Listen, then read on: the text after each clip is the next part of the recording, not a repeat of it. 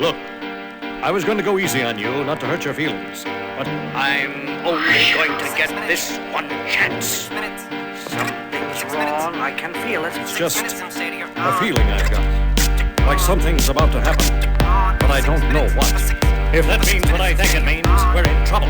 Big trouble. And if he is bananas, as you say, I'm not taking any chances.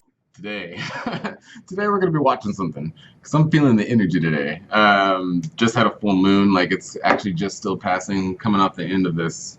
And I don't know, and this one is still, like, the atmosphere, the environment going on right now. It's feeling the energy. So, I figured I'm going to talk about some shit. And today, I was watching some shit. I mean, this is really strange. So, it came out in, like, 2012. It's a lecture put on by Stanford University, continuing education class, so maybe it's not the bar of Stanford University, but if this is anywhere close to the bar, they're setting as, you know, a name of, you know, Ivy League colleges. Is Stanford an Ivy League college? It is, right? I don't know. But anyway, it doesn't matter, because what's going on in this video is what matters. What this guy is talking about is what matters. It's going to be interesting. I'm going to tell you right now that I'm gonna be talking some shit about this guy's arguments. Yeah. So the subject matter is my thing, like, and it's your thing too, regardless of whether you know it or not. But it's phi and Fibonacci sequence. This man puts on a lecture, you know, I guess it's a day, but it's a continuation of another lecture where he's talking about, like, history in mathematics and stuff like that. And he talks about differentiation between geometry and math and how it was very hard to combine them and whatnot. He says makes some claims about this ratio, this golden ratio that's been noted throughout history. It has shown up in so many different places, which I'm going to go into. He's talking a lot of smack, so I'm not going to be talking smack about him so much as I'm going to be talking about smack about everything he's talking about. Every argument I'm going to rip apart, just by, you know, thinking, and then I'll show proof at the end, or all throughout, or whatever, you know. Like, I like to play it by ear and chop it up as I'm going. But I'm going to show you, just by a way of thinking, that he is showing you everything you need to do, everything you need, is he's, like, giving you the arsenal in his argument to destroy his argument. Let's take a look. It's very strange. Stanford University, ladies and gentlemen. Remember, Stanford fucking University. All right. Stanford University. So, welcome back, everyone. The sign-up sheet is wandering around if you haven't yet signed up. Sometime within the next couple of days, I was away at the end of last week. I was in Baylor University in Texas and didn't have time to do this. But sometime I'll go through the list and see those of you who want to do this for credits, and I'll send out an email and we'll sort of start some negotiations about what kind of work you're interested in doing to do it on a credit basis.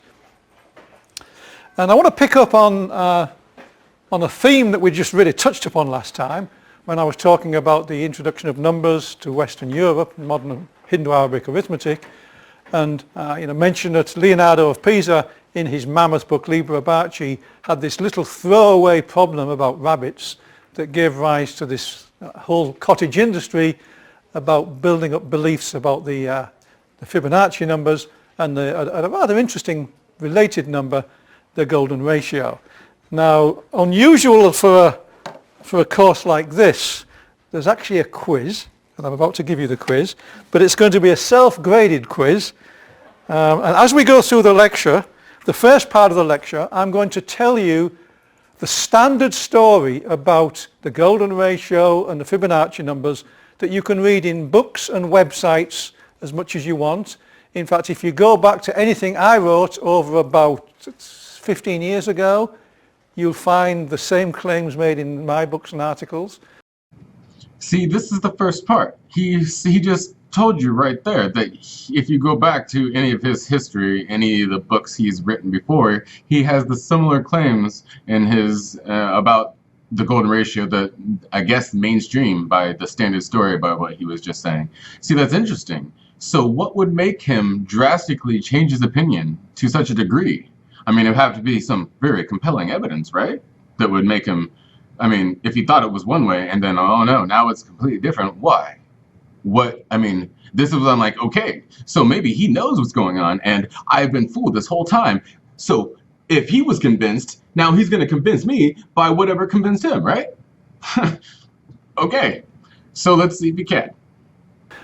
If you go back onto the NPR archives and listen to when I talked about the golden ratio many years ago, you'll find I made certain claims. And it's not altogether clear that all of those claims are true. So as we go through the lecture, the first part, which is the standard story, what I want you to do is just mark off whether you think each one is true or false as we get to it. And then after I've gone through the standard story, we're going to pause, take our breath, and then I'm going to go through and examine all of the various beliefs and claims about the golden ratio and the Fibonacci numbers. And there's a lot of them.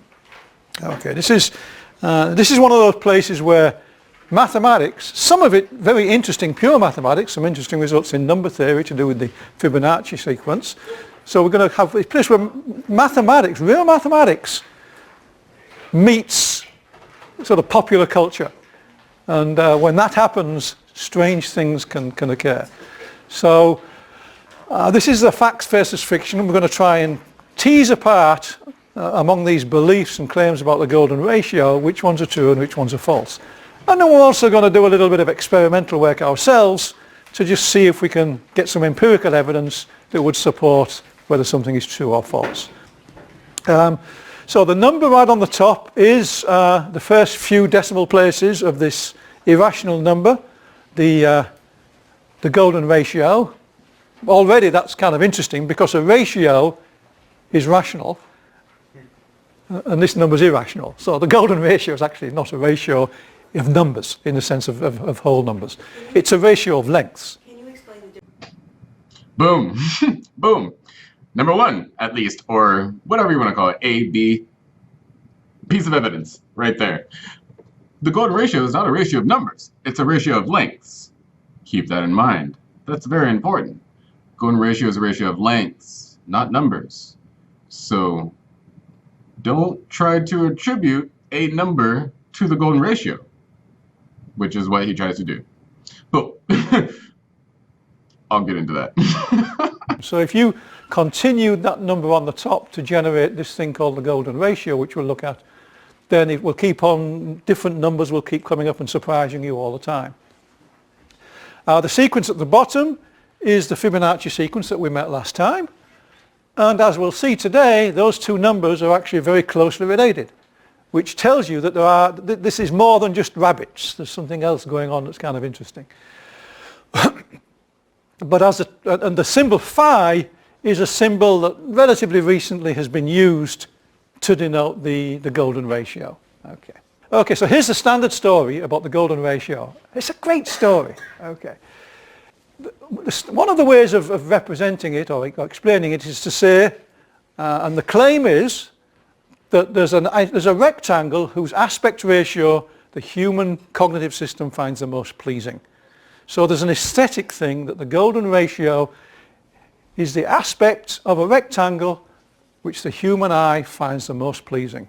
Okay, we're talking, for just to be more precise, we're talking about the golden ratio. He now uses the golden rectangle, which is supposed to be the golden ratio in a representation of a shape, and that manifests through a shape, the golden ratio by the golden rectangle.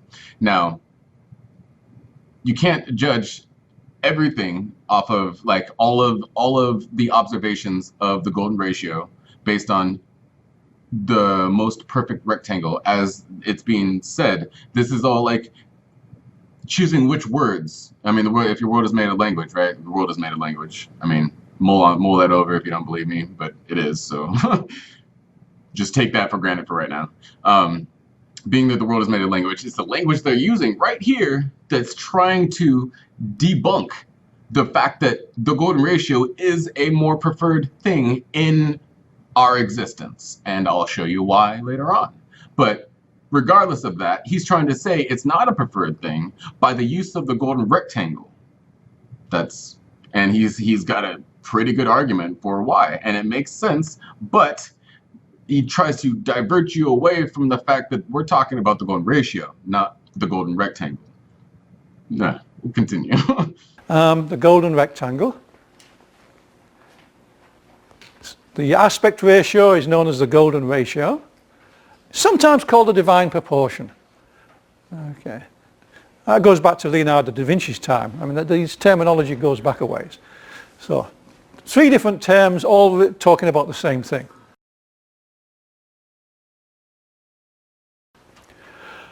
And here's one way you can get it. Now, I mentioned that it's actually not, it's an irrational number, so it's not in fact the ratio of 2 whole numbers. It is, however, the ratio of 2 lengths.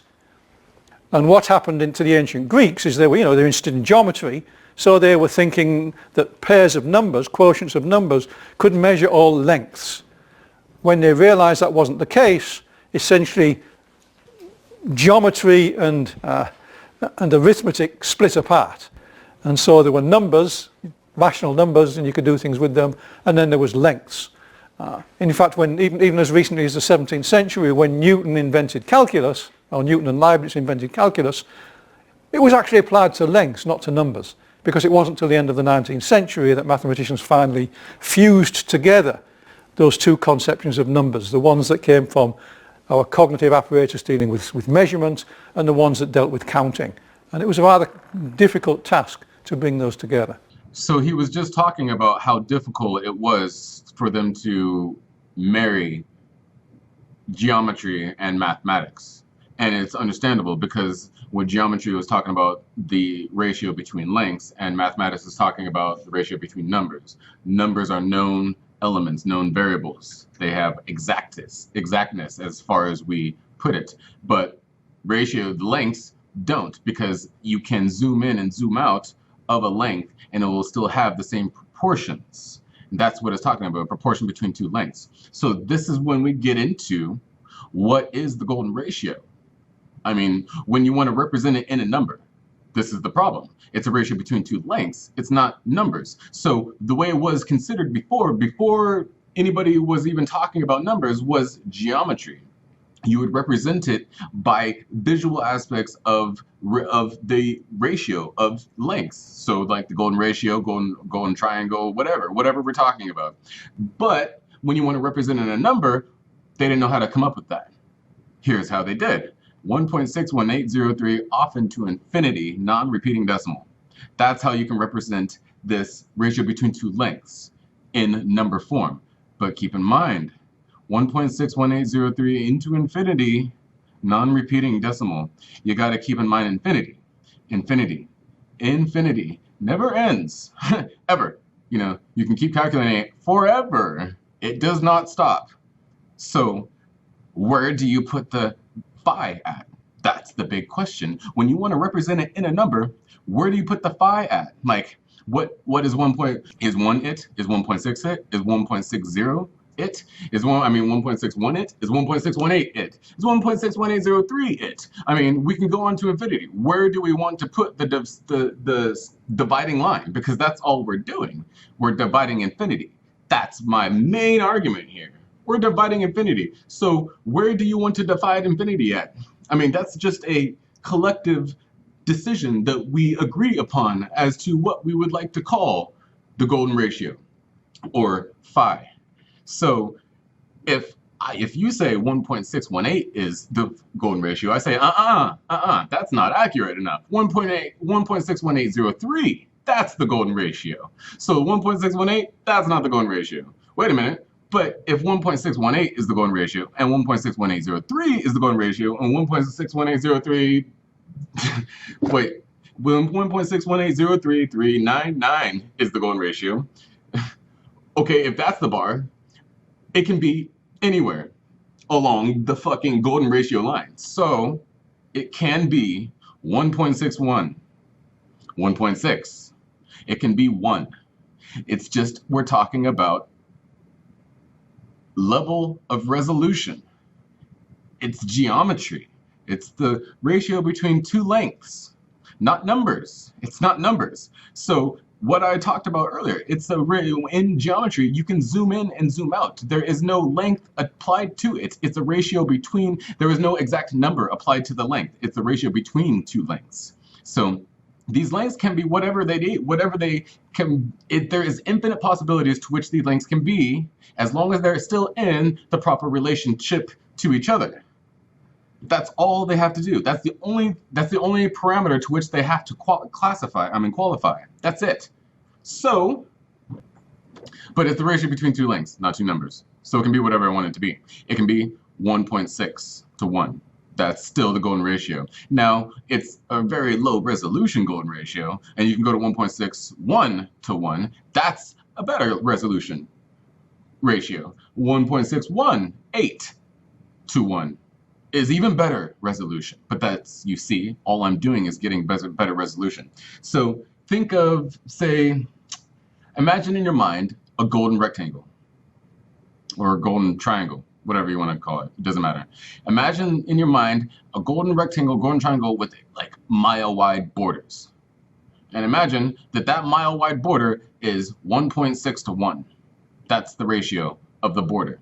And you get, the further you go down to 1.61, 1.618, 1.61803, 1.61833, the more and more that you go closer in the resolution of that border, the thinner the border gets. That's all you're doing.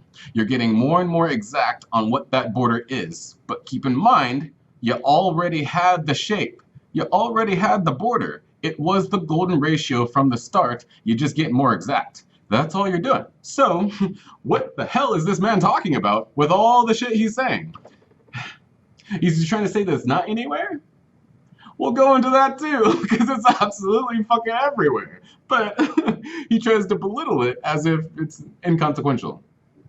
It's interesting, because he says in other cases that it's completely consequential. It's in biology, which is his own statement. And then he says, oh, it's only in plant biology. Or he infers it's only in plant biology, but not human or mammalian biology or animal biology, whether it's a reptile or a mammal. I don't know what you call that.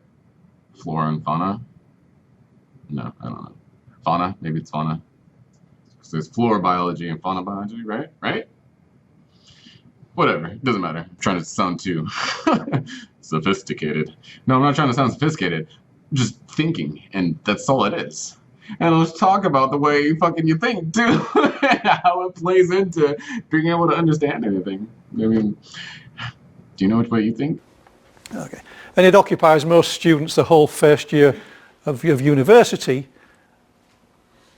the ones that do mathematics, to go through the material that shows how those things come together. So here's one way you can get it. You divide a line into two so that the ratio of the whole to the larger part equals the ratio of the larger part to the smaller. But there's very little in Euclid's Elements where a Google search will take about 4 million hits when you type in golden ratio. So this is obviously a number with a life of its own. As we'll see, it's related. This number is related to the Fibonacci numbers. And if you type in Fibonacci numbers, they're far less common, but you still get almost 1 million hits.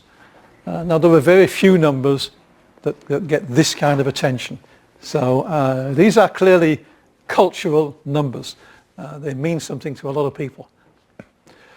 In fact, it's amazing what they mean to a lot of people, because if you start looking at some of those 4 million Google pages that Google, I mean, many of those hits take you to the same page, of course. But if you go through that, you'll come to pages like this. You'll see pictures of the pyramids, where there's a claim made that its aspect ratios are built somehow on the golden ratio. You'll see pictures like this, where golden ratios, golden rectangles are superimposed on the Parthenon. You'll see more detailed images like this. There's a larger picture of some of the pyramids. There's claims made that the golden ratio can be found discussed in ancient Babylonian texts. So these are all part of the standard story. You can find these claims over and over again. It's claimed that lots of modern architecture embeds the golden ratio.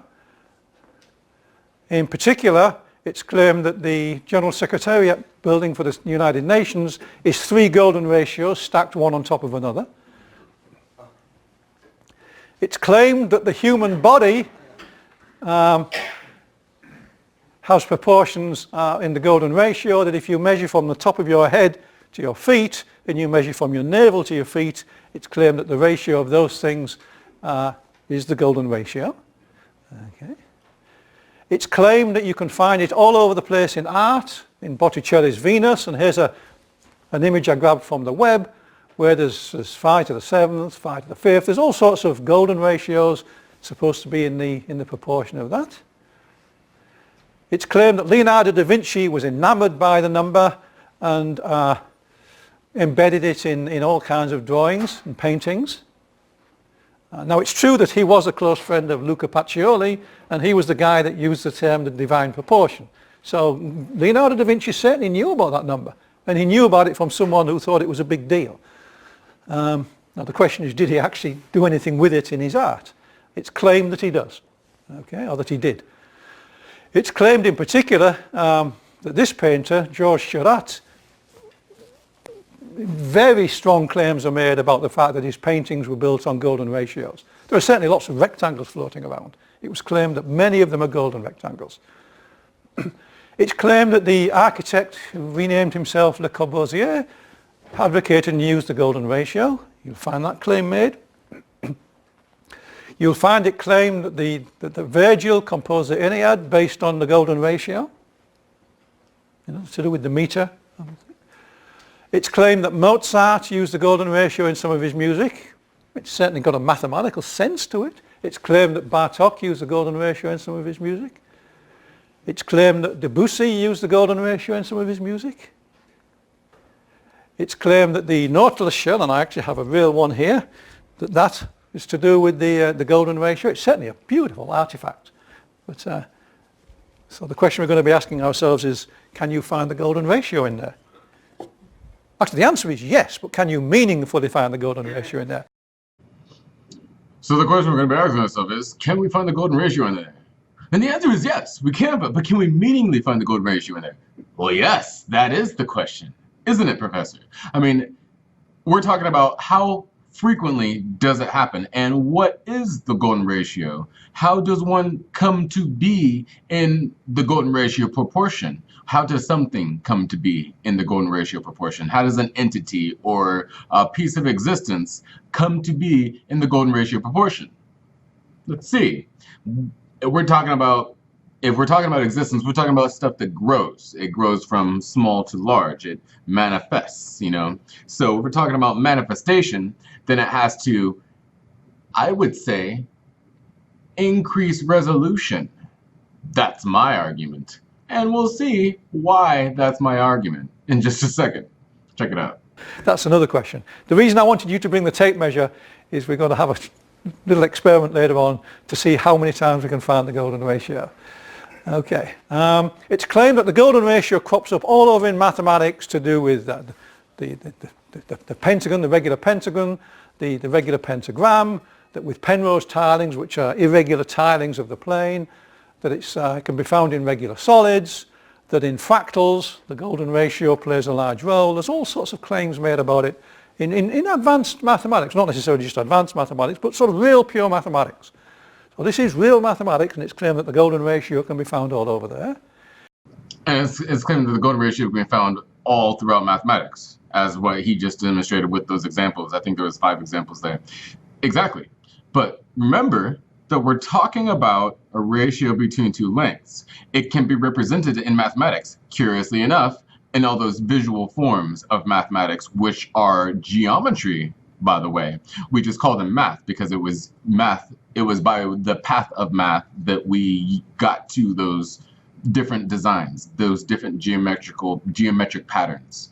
But all those geometric patterns represent or have phi embedded throughout them. Just like other geometric patterns. You're a geometric pattern. Just saying. It's claimed that there are some really interesting repetitive patterns that you can get with arithmetic, that if you start iterating square roots, and you can play this one on a calculator with a square root button if you want, you can sort of put in this thing and try to iterate it through, or that if you do a continued fraction, constantly adding 1 plus 1 over 1 plus 1 over 1, it's claimed that that's the case. Again, we'll have to ask ourselves if this is true or if it's just something that is close. So we talked about Leonardo last week and the rabbit problem, and that was the problem that was in the book Fibonacci. Okay, and here's a graphical representation of the problem, that you've got this growth pattern of these rabbits. Each one has to wait 2 months before it reaches fertility and then starts producing pairs of rabbits. And you're counting pairs of rabbits when you do this, okay? So you've got 1 pair of rabbit, 1 pair of rabbits, 2 pairs of rabbits, 3 pairs of rabbits, 5 pairs of rabbits. And that gives you the sequence. And if you generate it further using a computer generation, you get this sequence of numbers 1, 1, 2, 3, 5, 8, 13, 21, 34, 55, and so forth. Off into infinity.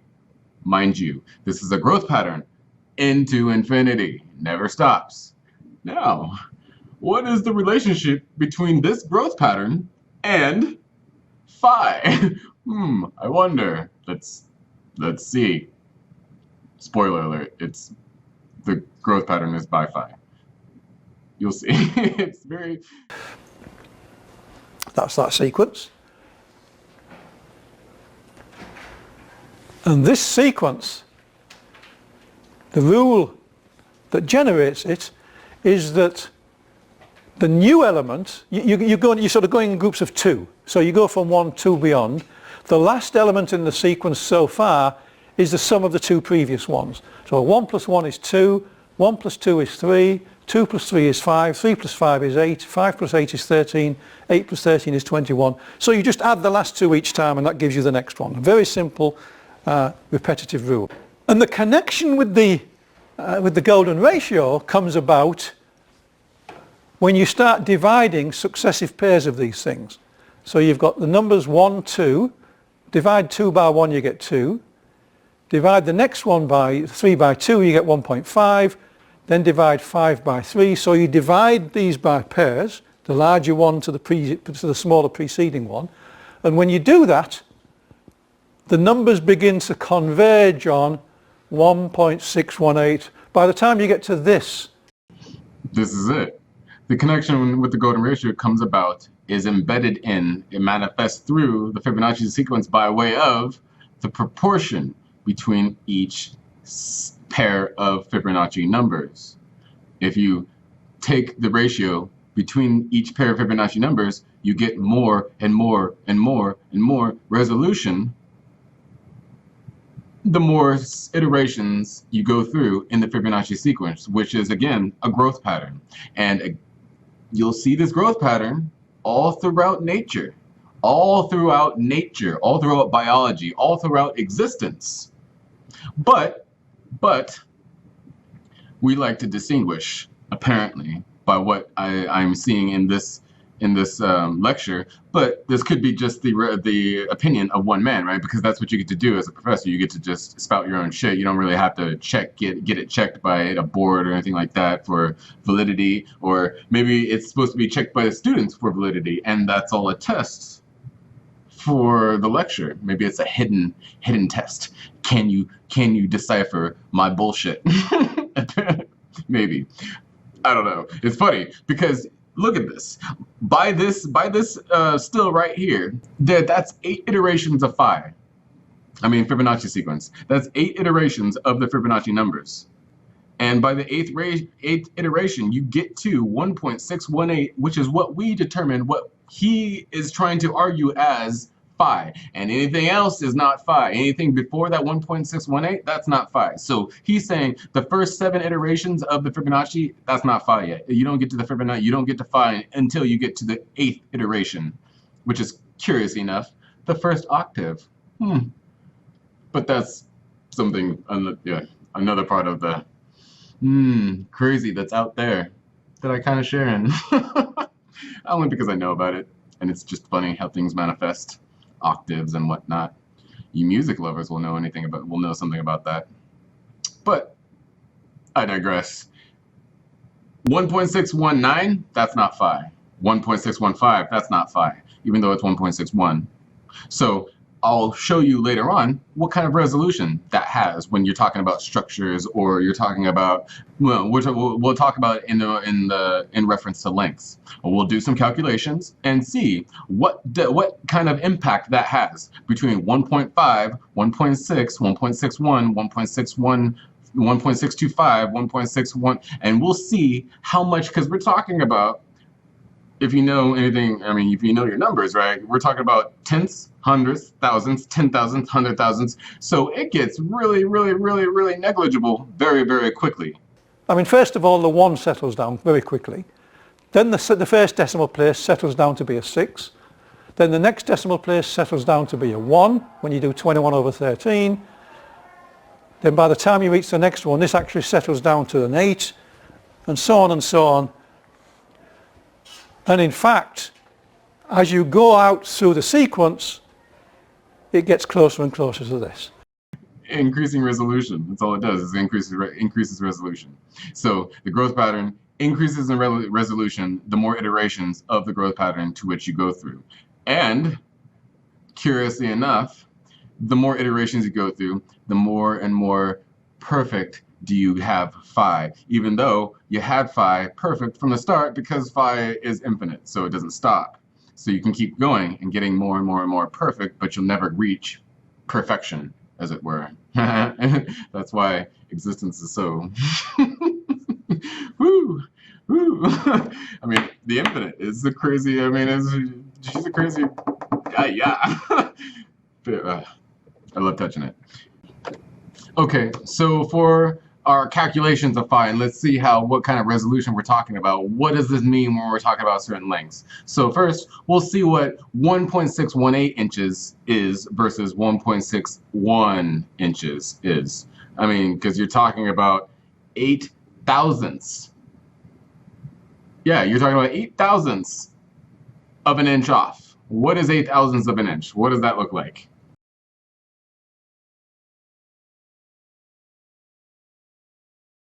Okay, so some kind of basis of a comparison. 0.008 inches, which is 8 thousandths off of 1.61 versus 1.618, is 0.2 millimeters. 0.2 millimeters. So a millimeter, that tiny thing already, 2/100ths of that. 2/10ths of a millimeter, excuse me. 2/10ths of a single millimeter is 8 thousandths of an inch. So let's talk about 8 thousandths of a foot, because this is what we're talking about here. We're talking about the difference between, if I say phi is 1.61 and you say phi is 1.618, what are we talking about in the ratio of lengths? In an inch, we're talking about 0.2 millimeters. We're talking about the ratio between 1.61 and 1.618 inches is 0.2 millimeters. 0.2 friggin' millimeters. Okay, let's see what it is with feet.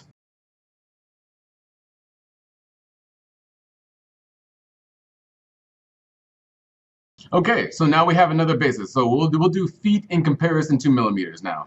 So if 0.008 inches was 0.2 millimeters, what is 0.008 feet in millimeters? Let's keep the same basis of reference, so we'll use millimeters. That is 2.4 millimeters.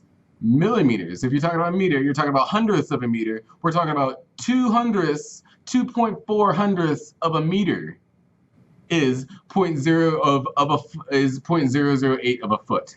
That's the difference between 1.61 feet and 1.618 feet. We're talking about 2.4 fucking millimeters. That's resolution for you, baby. Let's keep going. Let's go with a yard. Let's go with a fucking meter. Let's keep going up to see what kind of fucking margin of error. That's what we're talking about. Margin of error, resolution. It is when we're talking about these lengths, because this is what this guy's gripe is. This guy's gripe is, out of a foot, when I get a foot and I'm talking about going ratio, God damn it, it better be within 2.4 millimeters. If it's not within 2.4 millimeters, nope, doesn't work. It's like, okay, so let's see what a yard is.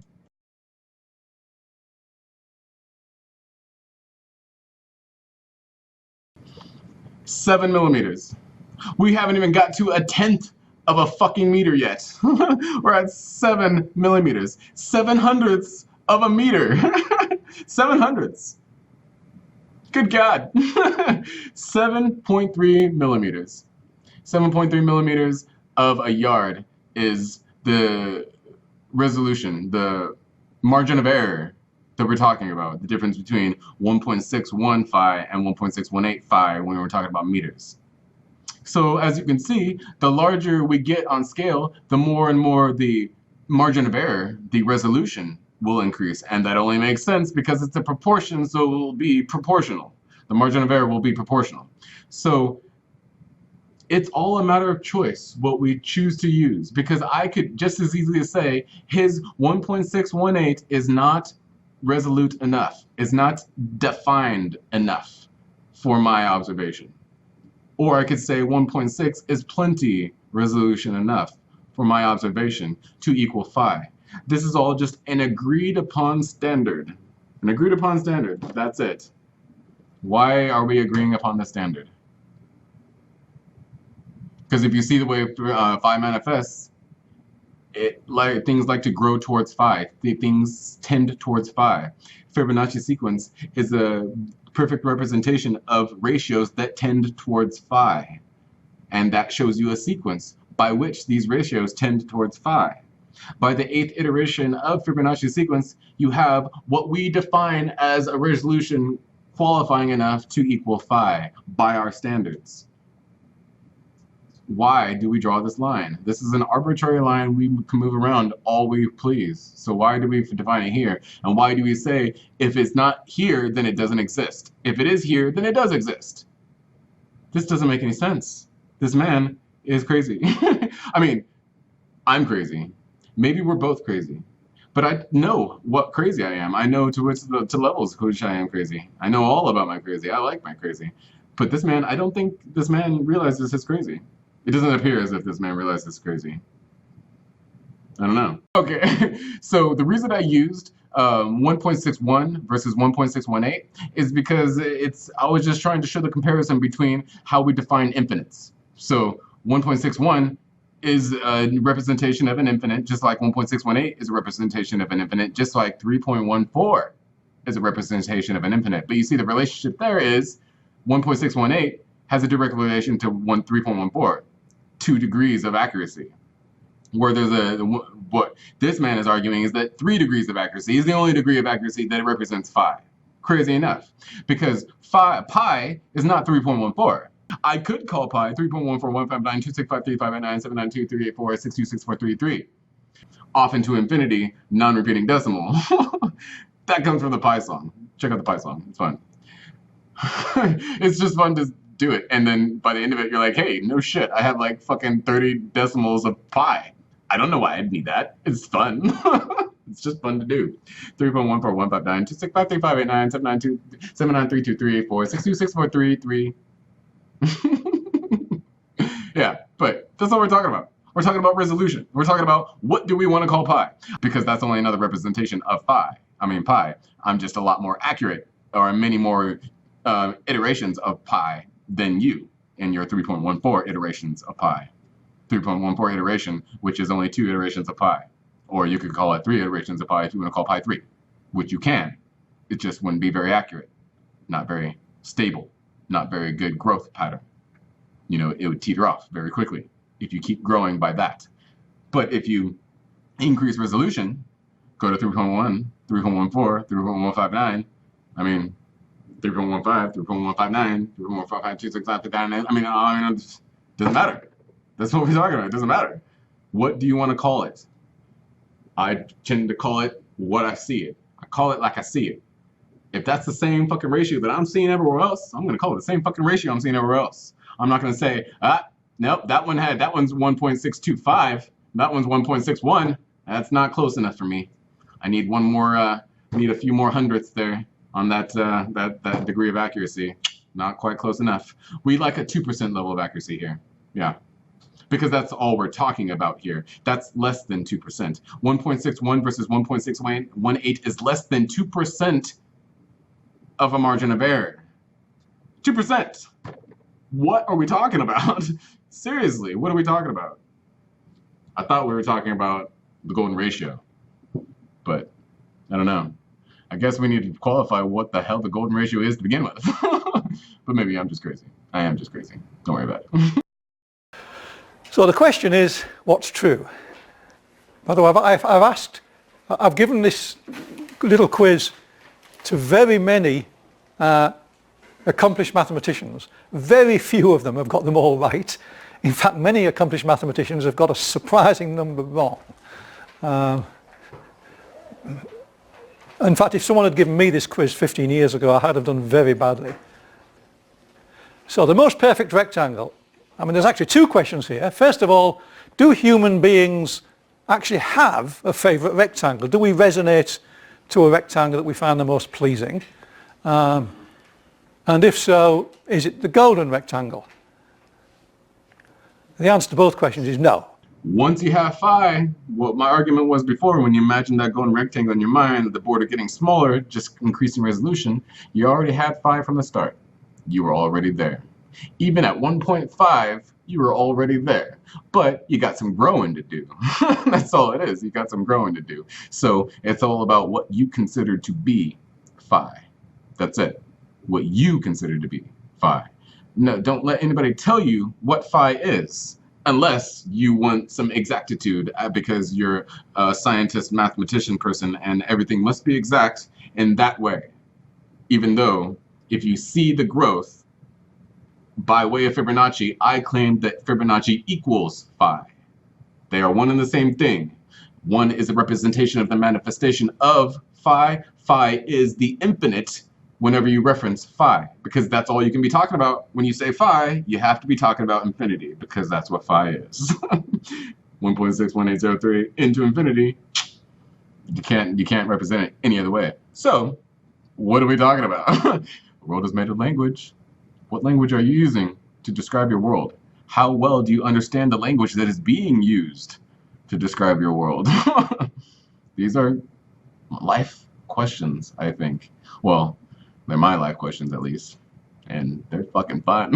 It's fun. Fun questions. Fun questions. I dig these questions. Let's keep watching.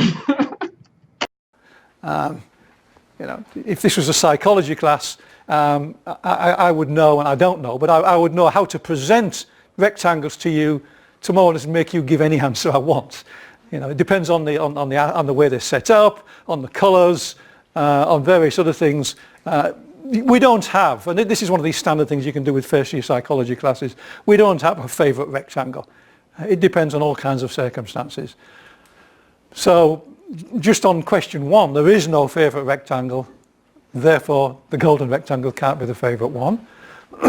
In fact, among the rectangles, how close do you think you would be to the golden rectangle if you choose one that right now you think is the most attractive?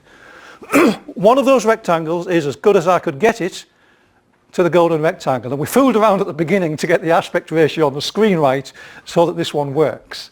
Okay, so you might like to, in your mind's eye, choose the rectangle that you think is the most pleasing, if you have one. So if there's one you think, that one looks the nicest to you. Okay, what about this one? Is there anything, well, the way we have to play this, by the way, is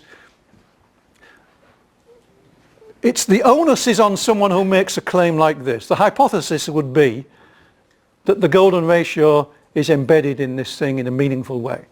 So maybe he just said it right there. What the argument for him was that changed his mind in all of his books, and what he said previously in his books and what he's saying now was that he's taking a scientific approach to it now, and that if they can't justify these claims, if they can't show proofs for these claims, then these claims are just thrown out. So he's denying what he sees with his own two eyes in front of his face because he doesn't have the proofs for it. And I guess he thinks scientifically, and he can't accept anything on a pure scientific basis because he's going by the mantra of science, saying it doesn't exist, even though I'm looking at it right now with my own two eyes. It doesn't exist because I can't find the proof for it. Is that not odd? It seems a little bit odd. But that I could be wrong there too. This is all speculation. I'm just trying to figure out why this man is doing what he's doing. Can't really bash him for it. I know a tendency for these things, but still, I would like to know why he's doing these things. I mean, because evil genius. He's got to be an evil genius. Because this is Stanford University. This is means something, you know? This man being in this lecture with a Stanford University crest and it being shown on YouTube and shit, that means something. This is what we're talking about in education systems and shit. Why are they educating people in this way? This is not good. Unless, I mean, there should be like some kind of disclaimer, some kind of like follow-up on this and saying, ha, gotcha, motherfuckers, you were supposed to call me out and say that my fucking argument was bullshit. There should be something like that so that people start catching on. Or are people not supposed to be catching on? And that he's completely adamant in what he's saying here and he believes every word of it. It's very strange. It's very strange. Hard to believe. Hard to believe. But then that's where the conspiracy nut gets in me, gets out in me, from me. I'm like, it's all conspiracy. It's all the big fucking system trying to do it. They're shaping people's minds, you see? That's the plan. They want to dumb people down, you know? They don't want people to know this stuff because if people really know this stuff, people really knew how interconnected everything is in existence, then we wouldn't be able to have control over them the way that we do. But hey, that's just fucking crazy, right? That's just crazy talk. They don't do stuff like that. 9/11 wasn't an inside job in any way. You know, Pearl Harbor, they didn't have pre-knowledge on the attack or anything, no. Gulf of Tonkin, what are you talking about? You know, false flag operations, they don't do that.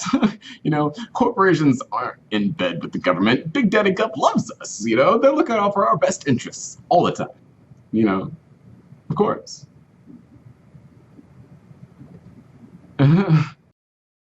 So the person who makes that claim has to present evidence. Okay. So the question is, for which of these claims is there any evidence whatsoever that's suggestive that it's true? In the case of and there's no drawings around. We don't have any sketches from the people who built the Parthenon. There's no sort of strong records of these things. So we have to go by just what's available. So is there any evidence for this? Well, the evidence that's presented is that people take these images and they draw the golden ratio on there. They go golden rectangles on there.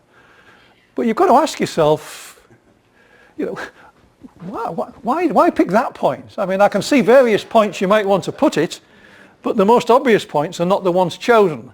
Which leads one to suspect that you had a golden rectangle and you moved it around until it fitted some points. So one problem is, where do you draw these things? Another question is, let's think about this. I mean, I expect everyone's been to the Parthenon is actually quite a large building. Now, if you scale up this picture to the size of the Parthenon, these rather thick-looking lines are going to be huge swathes in the real thing. So these are not lines on the real Parthenon. These are massive great areas that you would be painting in. But if you've got sort of lines that are 2 or 3 meters wide on the Parthenon, then you're going to hit all sorts of points.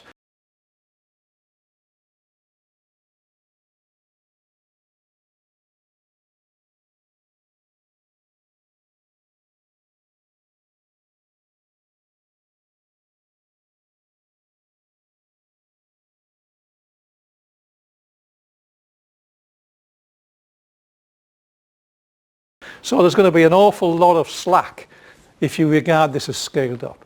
So there's really nothing more going on here than wishful thinking. Doesn't mean to say that there isn't embedded golden rectangles, but there's no evidence for that. So that one's false. So you can tick that one as false. Okay, so I actually just got up to go get some coffee, and I'm just now walking back in on the lecture. And I've already watched the lecture, so I know what part I'm walking in on. And he just made the claim that there is absolutely no evidence in any way, shape, or form that the golden ratio was used in the Parthenon. So what this man is saying with this, whenever he says this, and he makes the statement again several times, is that he must have like notes straight from the fucking architects of the Parthenon, of the Great Pyramids of Egypt, saying, hey professor, guess what? We use the golden ratio in this structure, in our plans for this structure. See, it's right here.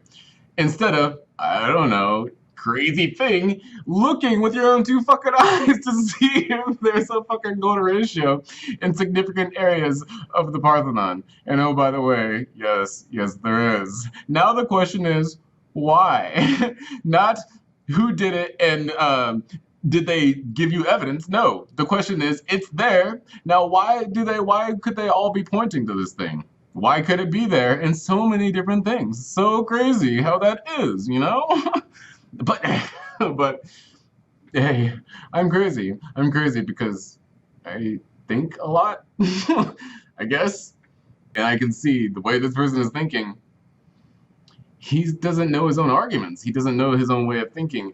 Or he's an evil genius. He's an evil genius, and he knows exactly what he's doing, and he's testing his class right now. He's testing his students, trying to see if anybody will have the wherewithal to understand what it is that he's saying and call him on it, or, you know, whether it's during or after or something like that. Maybe it's like an after thing, and you're supposed to say, Professor, but what about all these things? You know, this doesn't make much sense here. Because in what you said here, that just completely contradicts this here. So when you said this is a ratio between two lengths here, you completely contradicted that whenever you kept claiming that phi is 1.618 here. Phi is not 1.618. Phi is the ratio between two lengths. And it is this specific ratio that is phi, not... And all you can do is talk about resolution of that ratio. How detailed do we want to get these borders? That's all you can talk about. That's it. Because... it's not numbers, it's lengths, geometry, and mathematics. They can be represented by each other. Penrose tiles. Mathematics can represent geometry. Geometry can represent mathematics. They are interchangeable in that way, but you have to understand they are representing each other, and that's it. You cannot call one the other and say that this number is this geometry. No, it's not. No, it's not. That's not true. You would have to say this number, and then you have to say this number, and then you would have to keep saying that number forever, because that's what you're talking about. It's the ratio between two lengths, not a number. Now, we like to call it a number, or what is made of language, we like to call phi instead of, so that's the same thing. You can say phi equals 1.618 in our language alone. That's it. In our language, 1.618 is another way to say phi. You can call it different languages. You can say in layman's terms, phi, but in mathematical terms, 1.618. But you're talking about a name only. Name only. It's nominal. It's in name only, even though nominal is in name only and a close approximation to. But in name only is phi 1.618. In reality, in the world, in existence, phi is 1.61803, non-repeating decimal to infinity. That's what phi is. So, horrible argument. Just flimsy, just bad. That's why I have to say, I'm going to err on the side of caution here and say this guy is an evil genius. This guy is an evil genius, and he's testing his students. He wants somebody to raise their hand and say, Professor, you're full of shit. What are you doing? But I might be crazy. A little bit. But I don't know. That's the thing. I know the way thinking. I know how that happens, and I'm sorry, but that's one, like, you know, that's how you're existing right now. Your consciousness. My favorite thing to do is explore consciousness. What does it mean to be conscious? What's going on right now? What is this thing that's happening that I am able to do? Because this is, by God, some fucking crazy shit. I mean, woo! Existence, life is crazy. And it's one of the most fucking beautiful things that to contemplate. Just life. But hey, some would say, all the time you're spending contemplating life, you're not living. I'm like, well, yeah, I beg to differ. Because in my contemplation of life, that is me living. That is my way of living. I love living like that. That is like, it gives me goosebumps.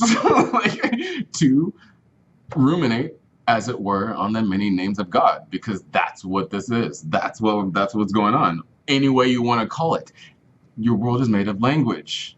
Your world is made of language. So if you want to call it ruminating on the many names of God, or you want to call it observing reality, or you want to contemplate, or you want to call it contemplating existence, or you want to call it observing my consciousness, observing other consciousness, observing other aspects of this three-dimensional world to which I find myself in, plus the more subtle realms of existence to which I feel I'm in, it doesn't matter. Your world is made of language. I tend to like to use all labels now. It doesn't matter which label you use, so I don't give a fuck. Call it God, call it Krishna, call it fucking the ether, call it the great organizing dynamic. I don't give a flying fuck, because you're talking about the same thing every single time. So use whatever the fucking label you want, whatever makes you feel better. I use every label because I try to appeal to different labels, because labels people like to get attached to, and some labels make people feel better than other labels. So I try to say all labels, because in the grand scheme of things, that is exactly what we're talking about. I mean, you can argue up to the wazoo all the details and shit, but every argument will always get lost in details if you don't go up the path, the hierarchical path that is that argument. There is always one truth at the basis of every truth. But there's always sides to this truth. The one truth is these sides. Yin yang, baby. This is why this shit is out there. Thousands of years, people have been ruminating this for a long fucking time. People have not just been ruminating, they've been feeling it, experiencing it. One way to experience it is psychedelics.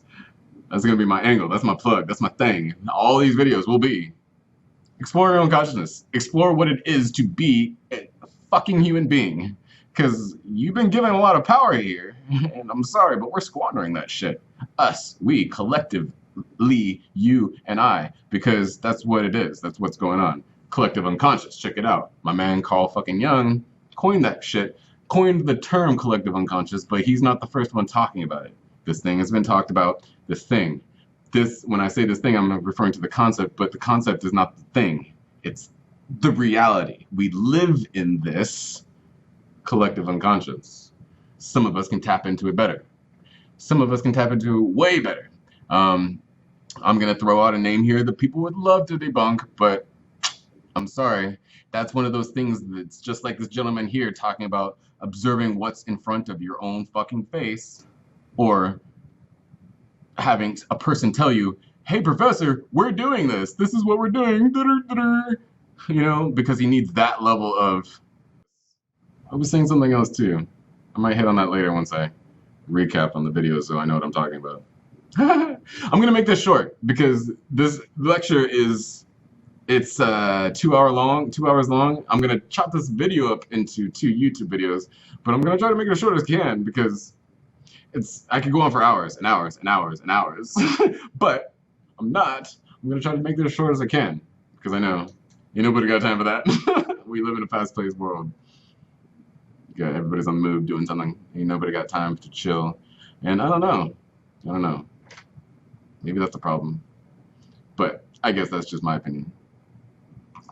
No evidence whatsoever. So false means unproven. We're taking scientific criteria. A false means unproven. We're taking a scientific approach here. Okay, so that's another stipulation for all the basis of all of his arguments. He's taking a scientific approach. So in science would say you need proof.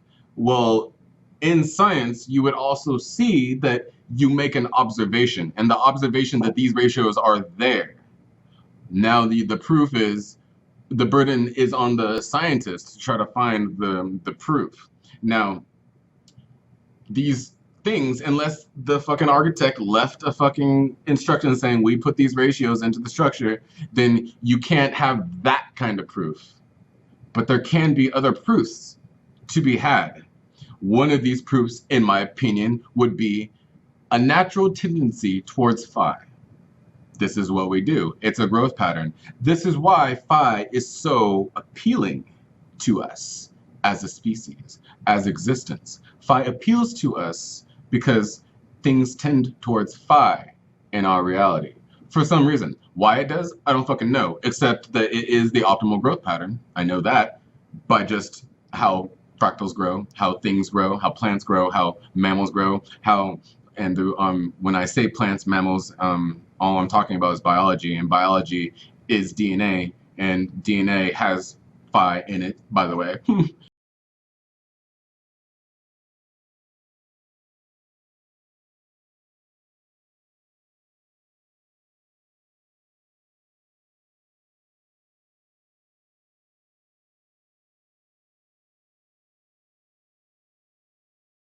And DNA is the basis of all biology. So if DNA is fractal, biology is fractal, and I would argue that existence, on the galactic scale is fractal, down to the atomic scale is fractal. I may show all these things, but that's really holding your hand too much. You can find these things for yourself. You can see whether or not my argument's valid or not. I am not going to do like this man is asking. Hold my hand, please. Tell me exactly, word for word, can I quote you on this? Is the fucking phi in the Parthenon or in these structures? Good God. Sure. I can see it with my own two eyes and it's everywhere. Yeah, great, but tell me. I need you to tell me with your words. I need the words. Otherwise, I don't know. Otherwise, I can't think about it. But I understand that. God damn it, I understand that.